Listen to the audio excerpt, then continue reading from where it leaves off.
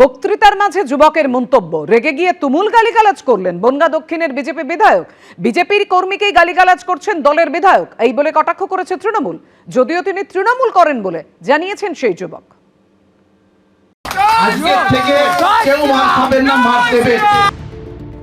যে মঞ্চ থেকে তৃণমূলকে হুমকি দিয়েছিলেন সেই মঞ্চ থেকেই যুবককে গালিগালাজ।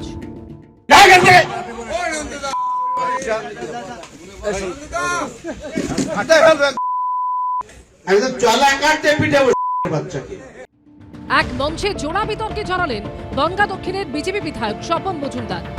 রবিবার চাঁদপাড়ায় একটি দলীয় সভায় বক্তৃতা দিচ্ছিলেন তিনি, সেখানেই তৃণমূলকে মারের দাওয়াই দেন বিজেপি বিধায়ক। একই সঙ্গে দাবি করেন জেলার সমস্ত দুষ্কৃতীদের তালিকা তার কাছে রয়েছে।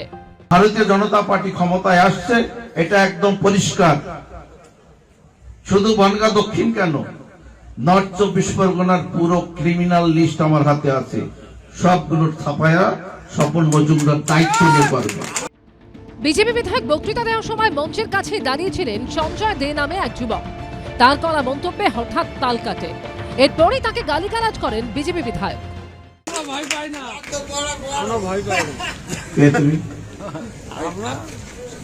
ঠিক আছে, কে ডেকেছে তোমাকে? ভাই বোন না, তুমি তৃণমূল করো? তাহলে ভাই বোন না তোমাকে কি বলছে? কোনো ব্যাপারই নেই।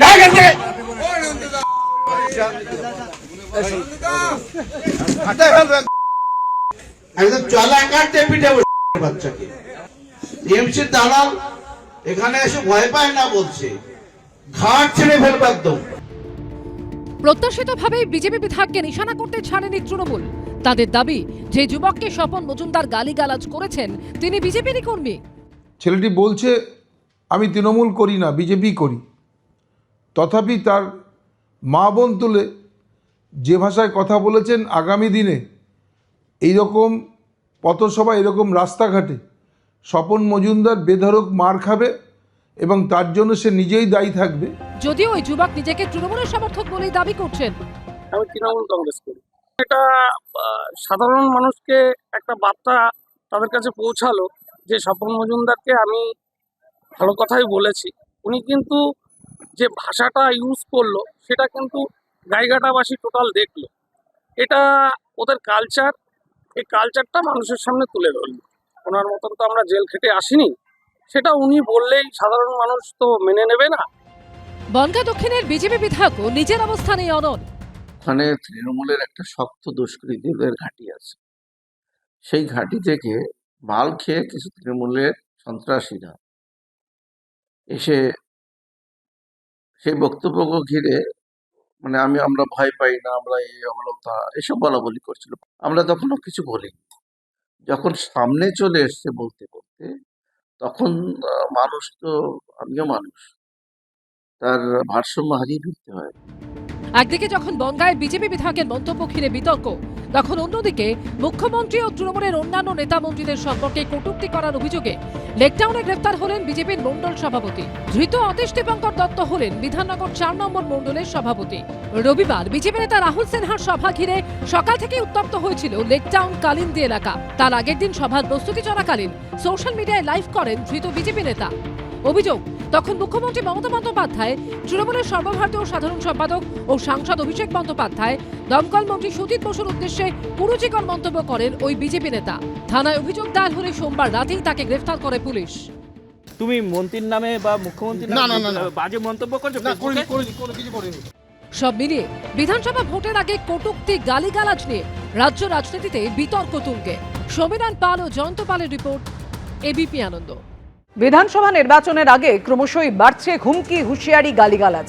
গতকালই মারের দাওয়াই শোনা গিয়েছিল বনগাঁ দক্ষিণের বিজেপি বিধায়কের মুখে। সিএ নিয়ে তৃণমূল কংগ্রেসকে হুঁশিয়ারি স্বপন মজুমদারের। অসামাজিক মানুষ, পাল্টা আক্রমণ শাসক দলের।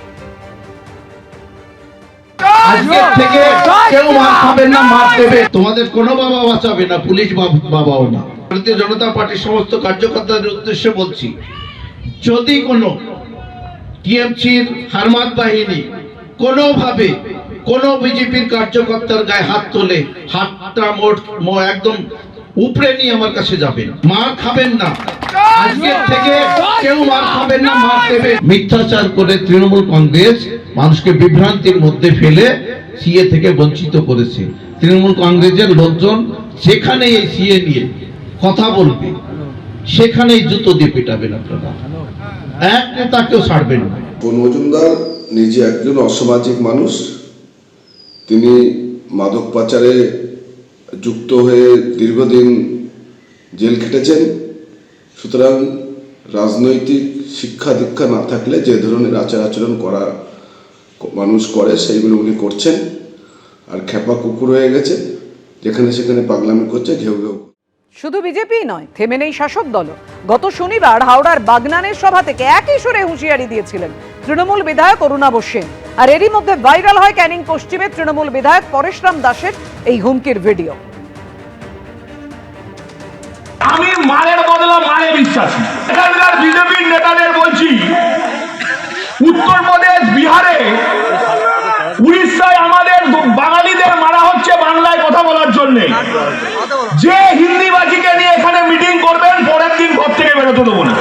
যেদিন মিটিং করবেন তার পরের দিন আপনার ঘর আমি দাঁড়িয়ে থেকে ভেঙে দেবো। আর বেড়েছে, ওকে বাগনানে আমি দিচ্ছি, বাগনানে ওকে হারাবো, বাগনানে আমি যাচ্ছি কয়েকদিনের মধ্যে। শুভেন্দু অধিকারীর মধ্যে একজন দালাল, সে নির্বাচন কমিশন আগে এসআইআর নেওয়ার আগেই বলছে পশ্চিমবঙ্গ থেকে 1.5 কোটি নাম নাকি বাদ চলে যাবে। আমরা যদি মনে করি যে আজকের এই মুহূর্তে দাঁড়িয়ে ক্যানিং পশ্চিম বিধানসভা সহ সারা রাজ্যের যে কটা বিজেপির পার্টি অফিস আছে সমস্ত পার্টি অফিস ধূলিসাৎ করতে পারি, আবার নতুন করে 2 মাস ধরে ওই দুজন বুড়ো বুড়ো আছে তাদের বিভিন্ন রাজ্যের নেতাদেরকে নিয়ে পশ্চিমবঙ্গের ডেরা করবে। ক্যানিং থেকে তিনিও একই সুরে হুমকি দিচ্ছেন, ভয় ভয় ভয়, হারার ভয়ে, হারার আতঙ্কে। এবিপি আনন্দ, এগিয়ে থাকে, এগিয়ে রাখে।